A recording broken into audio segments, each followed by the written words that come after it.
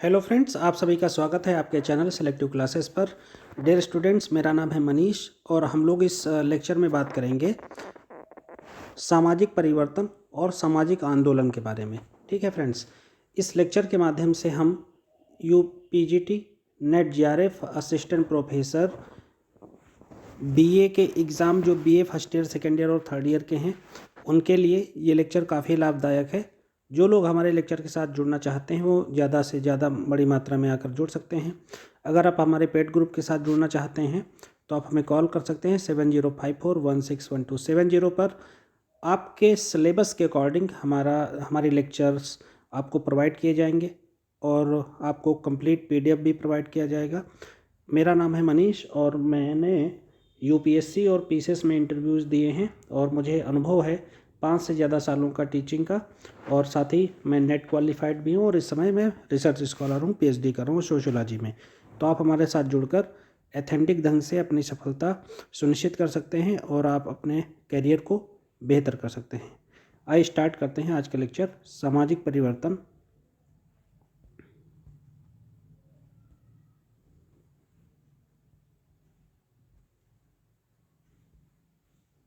और सामाजिक आंदोलन। तो कहा गया कि मैकरन पेज सामाजिक परिवर्तन के बारे में क्या कहते हैं।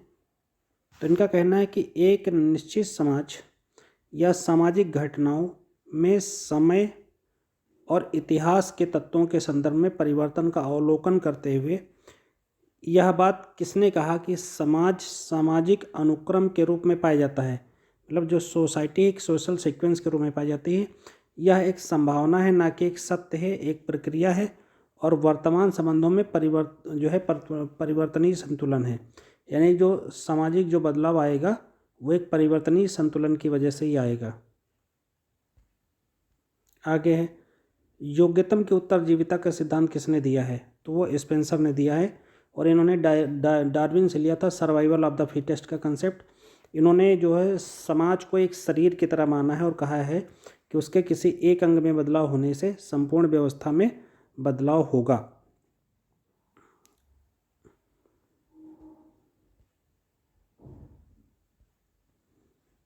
आगे बात करते हैं, किस समाजशास्त्री ने संघर्ष और सामाजिक संग्राम को इतिहास की शक्तियाँ माना है? तो स्पेंसर ने इसके लिए कौन सा समाज प्रयोग किया है? युयुत्स समाज।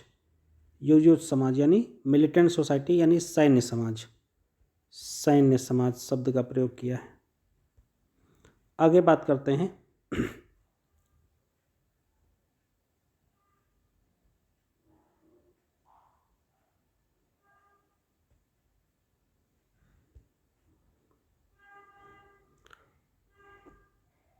सार्वत्रिकीकरण। सार्वत्रिकीकरण से क्या अभिप्राय है? लघु परंपराओं के तत्वों का प्रसार जो सांस्कृतिक महान या परंपरा का अंग बन सकते हैं, उसे क्या कहा गया है? सार्वत्रिकीकरण कहा गया फ्रेंड्स। अब संकीर्णीकरण से क्या अभिप्राय है?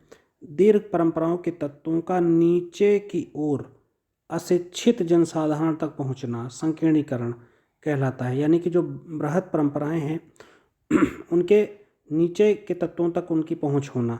ठीक है, मैककेम मेरियट इस सिद्धांत से जुड़ी हुई है।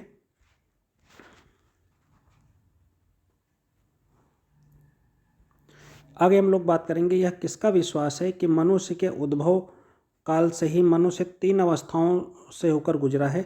पहली सभ्यता अवस्था, दूसरी बर्बर अवस्था, तीसरी सभ्य अवस्था। ये कंसेप्ट किसने दिया है? मॉर्गन ने दिया है। जंगली बर्बर सभ्य अवस्था किसने दी है? मॉर्गन ने दी है।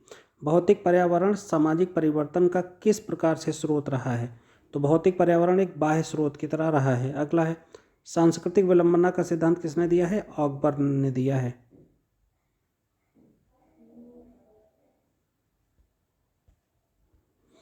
अगला, किस समाजशास्त्री ने चुनौती और प्रत्युत्तर का सिद्धांत दिया था? तो टाइनबी ने चुनौती और प्रत्युत्तर का सिद्धांत दिया है।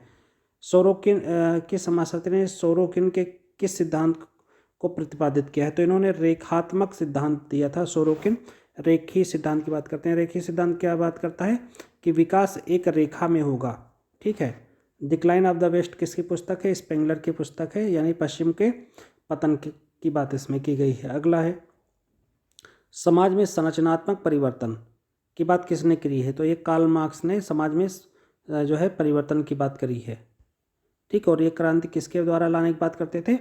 कहीं ना कहीं जो है क्लास फॉर इटसेल्फ के द्वारा। अगला है सामाजिक परिवर्तन समाज में सदैव विद्यमान रहता है क्योंकि प्रत्येक समाज में कुछ न कुछ मात्रा में असंतुलन बना रहता है। ये किसने कहा है? ग्रीन ने कहा है। आगे हम लोग बात करते हैं कि किंग्सले डेविस क्या कहते हैं कि सामाजिक परिवर्तन से हमारा अभिप्राय उन परिवर्तनों से है जो सामाजिक संगठन अथवा सामाजिक संरचना और कार्यों में उत्पन्न होते हैं। उसको क्या कहा गया है? सामाजिक संगठन कहा गया है। ह्यूमन सोसाइटी पुस्तक किसने लिखी? किंग्सले डेविस ने लिखी है। अगला अभिजात वर्ग का परिभ्रमण का सिद्धांत क्या है? विल्फ्रेडो पेरेटो ने दिया है। इसमें क्या कहा गया है कि एक तरीके से फॉक्स और लाइन की तरह से सत्ता होती है। जो शेर है वो सत्ता पर काबिज रहता है, लेकिन जो लोमड़ी होती है उस पर नियंत्रण रखती है, कोशिश करती है कि जैसे ही आसानी से सत्ता को हम ग्रहण कर सकते हैं। आगे देखते हैं किसके विचार में मानव की बुद्धि का विकास या विचारों में परिवर्तन 3 स्तरों पर होता है? धार्मिक, तात्विक, वैज्ञानिक। ये किसने कहा है? कॉम्टे ने कहा है। किस समाजशास्त्री ने सामाजिक परिवर्तन को पूर्णतः सांस्कृतिक प्रचार पर आधारित माना? तो इलियट स्मिथ ने ऐसा किया है। मॉन्टेग्यू चमस्फोर्ड सुधार कब आए थे? 1919 में लागू हुए थे। खिलाफत आंदोलन है ये, रिवाल्वत नहीं, खिलाफत आंदोलन है ये। खिलाफत आंदोलन अली बंधु ने स्टार्ट किए थे। कब स्टार्ट हुए थे? 1919 में स्टार्ट हुए थे। हिंदू महासभा की स्थापना 1915 में हुई थी और आरएसएस की स्थापना हुई थी 1925 में। अगला मोपला विद्रोह किससे संबंधित है? कब हुआ? स्टार्ट हुआ था 1921 में। कहाँ पर हुआ था? केरल में। आगे देखते हैं दलित वर्ग कल्याण लीग की स्थापना किसने करी थी? जो है BR अम्बेडकर साहब ने करी थी। अगला है दलित वर्ग कल्याण लीग की स्थापना करी थी। ठीक है, अम्बेडकर पे पूरा वीडियो बना दिया है, आप लोगों को मिल जाएगा। ईश्वर शरण आश्रम इलाहाबाद एक ऐच्छिक संगठन है। यह अनुसूचित जातियों और जनजातियों के लिए किस प्रकार कार्य करता है? तो कल्याण का कार्य करता है। अगला है भौतिक पर्यावरण के बाह्य स्रोत का संबंध किस प्रकार के परिवर्तन से है? तो ये सामाजिक परिवर्तन से इसका संबंध है। अगला है सामाजिक संगठन, सामाजिक संरचना और उसके प्रकारों में होने वाले बदलाव को क्या कहा जाता है? सामाजिक परिवर्तन। भारत सेवक समाज की स्थापना किसने की थी? गोपाल कृष्ण गोखले साहब ने करी थी। अगला वर्तमान भारत में ग्रामीण परिवर्तन के लिए किन प्रवृत्तियों को महत्वपूर्ण स्थान दिया जाता है? भौतिक प्रवृत्ति को दिया जाता है, आर्थिक प्रवृत्ति को दिया जाता है और सामाजिक कारक को दिया जाता है। अगला है जब सामाजिक परिवर्तन पूर्व निर्धारित लक्ष्य की ओर और हमारी इच्छित दिशा की ओर होता है तो उसे हम क्या कहते हैं? प्रगति कहते हैं, प्रोग्रेस कहते हैं। अगला परिवर्तन सामान्यतः किस प्रकार का नियम होता है? प्राकृतिक नियम होता है परिवर्तन। सेकंड है पश्चिमी देशों के साथ दीर्घकालीन संपर्क के परिणाम स्वरूप किसी गैर पश्चिमी देश में होने वाले परिवर्तन को क्या कहते हैं? पश्चिमीकरण कहते हैं। यानी पश्चिमीकरण क्या है? एम एन श्रीनिवास ने कंसेप्ट दिया था। पहली बात तो ये आप समझ लीजिए। दूसरा है पश्चिमी सभ्यता के मूल्यों विचारों को अपनाना पश्चिमी मूल्य कहलाता है। अगला है भारत सेवक समाज की स्थापना किस कार्य को करने के लिए की गई थी? अस्पृश्यता और दूसरी बुराइयों का सामना करने के लिए। अगला है निरंतर एक दिशा में होने वाला परिवर्तन कैसा परिवर्तन होता है? रैखिक परिवर्तन कहलाता है, लीनियर चेंजेस कहे जाते हैं उसे। अगला है दो संस्कृतियों के संपर्क की स्थिति में यदि एक संस्कृति दूसरी संस्कृति के तत्वों को अपनी इच्छा से या किसी दबाव से ग्रहण करे तो इस प्रक्रिया को हम पर संस्कृति ग्रहण कहते हैं। ये किसने कहा था? SC दुबे ने कहा था। अगला है बहुतत्वीय समाजों में विशेषकर परिवर्तन की गति कैसी होती है? धीमी होती है। ठीक है, बहुतत्वीय समाजों में परिवर्तन की गति सदैव धीमी होती है। ठीक है, किसके अनुसार राजनीतिक संस्थाएं गतिशीलता का स्रोत हैं? सोरोकिन के अनुसार राजनीतिक संस्थाएं गतिशीलता का स्रोत हैं। अगला है संघर्षवादी विचारधारा का समर्थन किसने किया? ग्रीन ने किया। अगला है सामाजिक संबंधों में होने वाले परिवर्तन को सामाजिक परिवर्तन कौन मानता है? माइकैरन पेज। सामाजिक संबंधों में होने वाला बदलाव कैसा बदलाव है? सामाजिक परिवर्तन है। अगला अकबर ने किस आधार पर सामाजिक परिवर्तन की व्याख्या की? तो सांस्कृतिक विलंबना के आधार पर सामाजिक परिवर्तन की व्याख्या करी थी। सामाजिक गतिशीलता में सबसे अधिक बाधक किसको माना जाता है? रूढ़िवादिता को और अंधविश्वास को। अगला है संकुचीकरण और सार्वभौमिकीकरण की अवधारणाएं किसने दी हैं? मैक्के मेरियट ने दी हैं। सार्वभौमिकीकरण क्या है? किसी भी परंपरा का पूरे राष्ट्र पर लागू होना। संकुचितकरण या संकीर्णीकरण का क्या मतलब है? क्षेत्रीय आधार पर किसी परंपरा का लागू होना। अगला सामाजिक परिवर्तन का मुख्य कारण क्या है? वर्ग संघर्ष। ये किसने दिया? कार्ल मार्क्स ने दिया है। अगला है सामाजिक परिवर्तन का चक्रीय सिद्धांत किसने प्रस्तुत किया है? स्पेंसर और सोरोकिन ने दिया है। अगला है परिवर्तन अनेक व्यक्तियों की आकस्मिक अंतःक्रिया का परिणाम है जो विसमाजीकृत हो गए हैं, अर्थात अपनी सामान्य सामाजिक विशेषताओं से सामूहिक इच्छा से सहभागिता के कारण अलग हो गए हैं। इनको क्या कहा जा रहा है? रिचर्ड डी लेपियर ने इनको चेंजेस कहे हैं। अगला है सामाजिक परिवर्तन को मनुष्य के बौद्धिक विकास का परिणाम किसने माना है? जो सामाजिक परिवर्तन है मनुष्य के बौद्धिक विकास का परिणाम है, ये काम्टे ने कहा है। बौद्धिक विकास कौन सी अवस्था है? वैज्ञानिक अवस्था में आता है इनके अनुसार। अगला अकबर और निमकाफ क्या कहते हैं? प्रगति का अर्थ अच्छाई के लिए परिवर्तन से है और इसलिए प्रगति में मूल्य निर्णय होता है। ठीक है। जूलियट स्टीवर्ट क्या कहते हैं?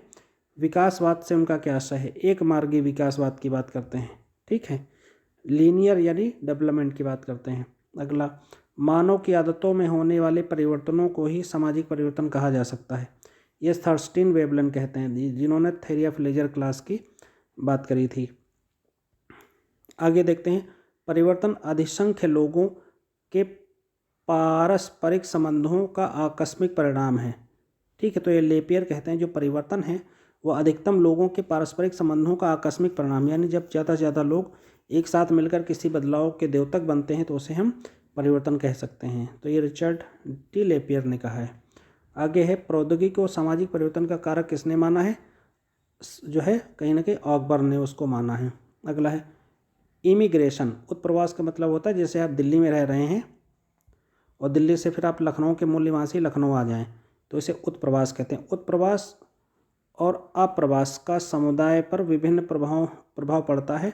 इसका क्या कारण है? व्यक्ति की गतिशीलता की प्रकृति के कारण ऐसा होता है।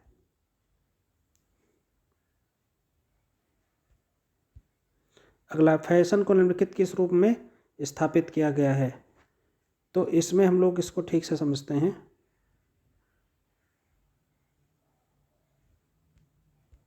फैशन को निम्नलिखित रूप में किस विद्वान द्वारा परिभाषित किया गया है?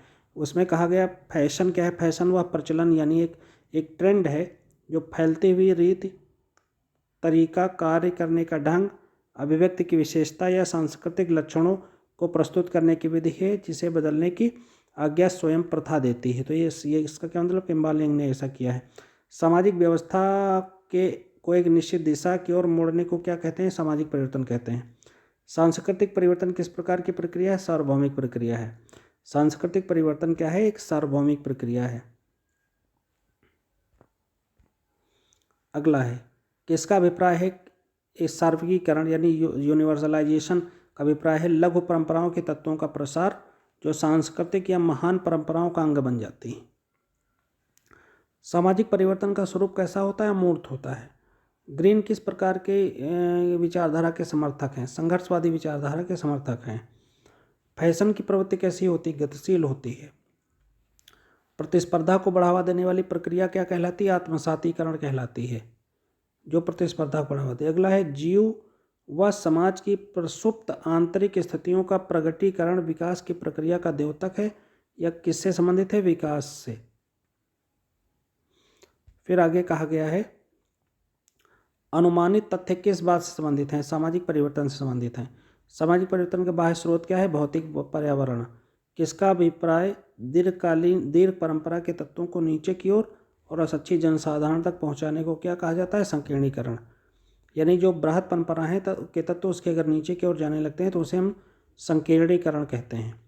तो इस तरह से हम लोगों ने सामाजिक परिवर्तन और आंदोलन से जुड़े तथ्यों को इसमें समझा है।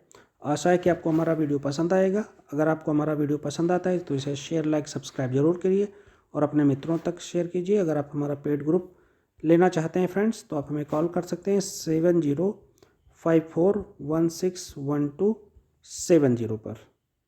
नमस्कार, जय हिंद।